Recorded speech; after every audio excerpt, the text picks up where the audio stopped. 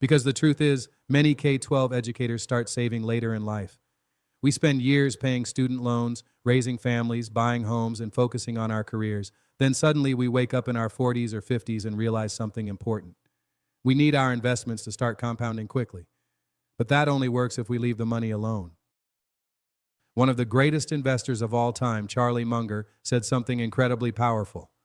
Never interrupt compounding unnecessarily. Think about that for a moment. Compounding is one of the most powerful forces in the financial universe. Money that stays invested begins to grow, then the growth itself starts producing more growth. And over time, that snowball becomes incredibly powerful. But the moment you interrupt that process, you break the compounding engine. And unfortunately, I learned this lesson the hard way. Twice.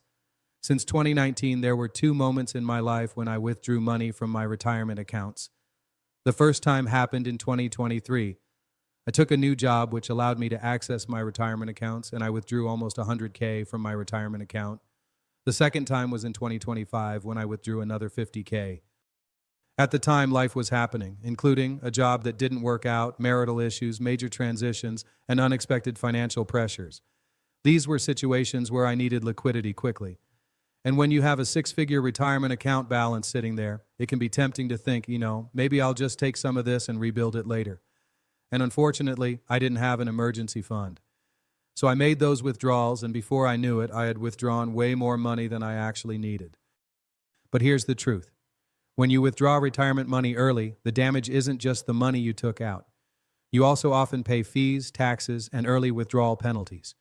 So not only did I lose that $150K, I also had to deal with financial penalties and tax consequences that made the situation even worse.